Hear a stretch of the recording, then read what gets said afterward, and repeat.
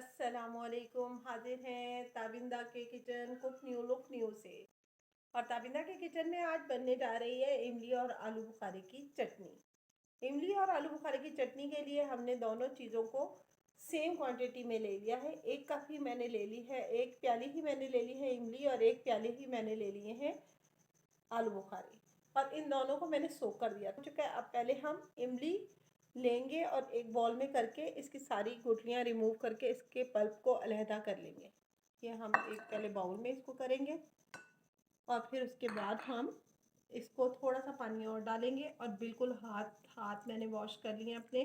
थोड़ा सा पानी और डालकर हम इसको अच्छे से हाथों से इस तरह से करके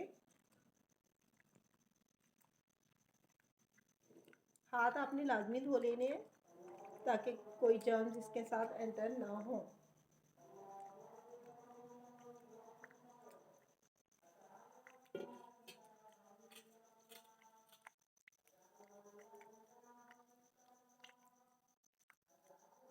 ये देखें, ये इस तरह से हमने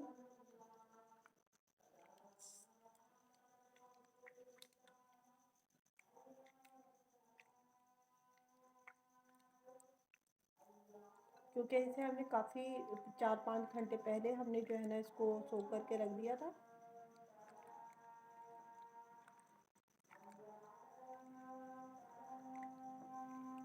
अब आराम से इसकी ये जो गुठलियाँ हैं ये रिमूव हो जाएंगी।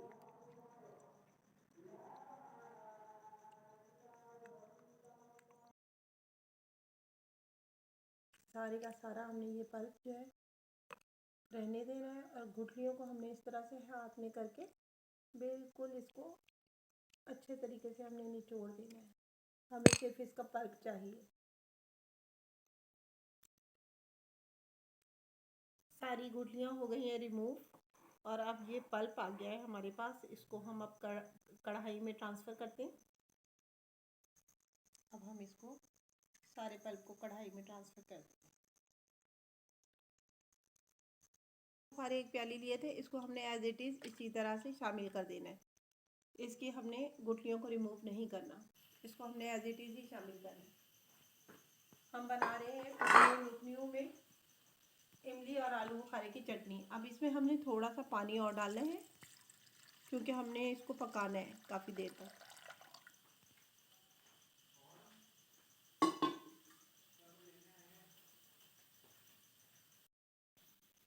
2 चम्मच इसमें डाल दूंगी मैं नमक।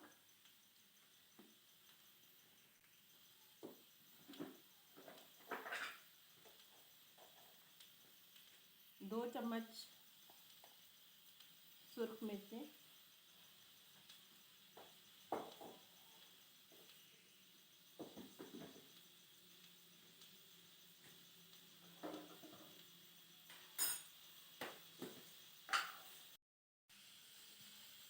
मैं इसमें डालूंगी तकरीबन 10 चम्मच चीनी। 3, 5, 6, 7, 8, 9 और ये 10। ये बड़ी मज़े की खट्टी मीठी आलू बुखारे की ऑरेंज की चटनी तैयार होगी। अब मैं इसको पकाऊंगी, पकने के लिए रख दूंगी और थोड़ा गाढ़ा होने तक इसको मैं अभी पकाऊंगी। फ्लेम ऑन कर दिया है और अब इसको पकने के लिए हमने छोड़ देना है और साथ ही साथ थोड़ी थोड़ी देर तक हमने इसको हिलाते रहना है।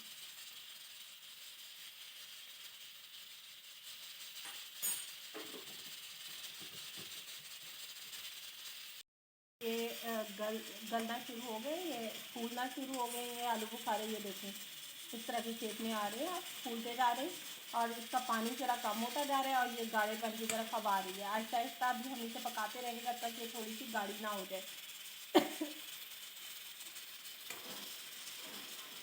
थोड़ी थोड़ी देर के बाद आपने इसको स्टर करते रहना है इस तरह करके, ताकि चीनी तो वैसे घुल चुकी है और अब ये गाढ़ेपन की तरफ खुद ब खुद आ जाएगा। और आलू बुखारे की चटनी हो चुकी है बिल्कुल रेडी। बस इस स्टेज पे हम ये करीब जो है इसमें सिरका डाल देंगे, सफ़ेद सिरका, और इसको दोबारा से एक दफ़ा स्प्रेड कर देंगे। और अब हम इसमें डालेंगे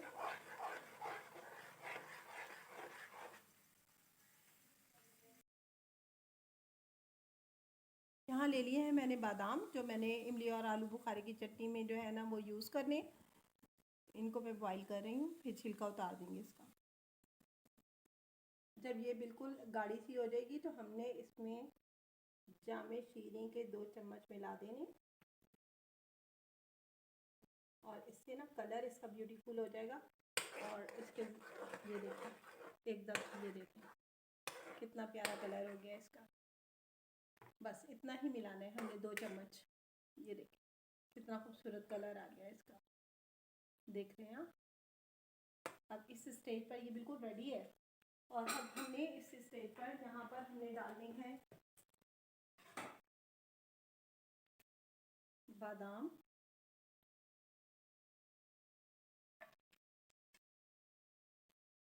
जो हमने बादाम बॉईल किए थे उसका छिलका हमने उतार लिया है, और वो हम इस तरह इसमें डाल देंगे चटनी में। ये शादियों में भी रेडी करवाई जाती है, और शादियों में भी बड़े ज़ौक़ शौक़ से ये जो है लोग खाते हैं इसे। शादियों वाली इमली और आलू बुखारे की चटनी भी आप कह सकते हैं। ये डालने के बाद इसमें हम डालेंगे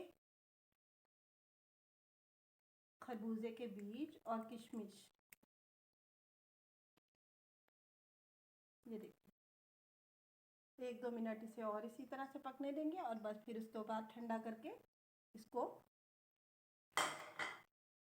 हम इस तरह की एयर टाइट जार में, ये देखिए ये मैंने वॉश करके और करके रख लिया है। इसको हम एयर टाइट जार में सेव करेंगे। ये देख सकते हैं आप फाइनल लुक इमली और आलू बुखारे की चटनी का। बहुत ही आसान और मज़ेदार रेसिपी कर दी है मैंने आपके साथ शेयर।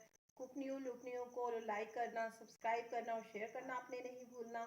हमें रखना है अपनी दुआओं में याद, और हम रखेंगे आपको अपनी दुआओं में याद। एक दूसरे को दुआएं देती रहिए, क्या पता किसकी दुआ कब कबूल हो जाए। और इंशाल्लाह फिर मिलेंगे आइंदा किसी नई रेसिपी के साथ। ताबिंदा यास्मीन को इजाज़त दीजिए। बनाइए अपने घरों में मज़ेदार सी ये रेसिपी, और इसको मल्टीपल यूजेस मैं आपके साथ वक्तन फ़वक्तन शेयर करती रहूँगी। अल्लाह हाफिज़, टेक केयर, खुश रहिए, आबाद रहिए।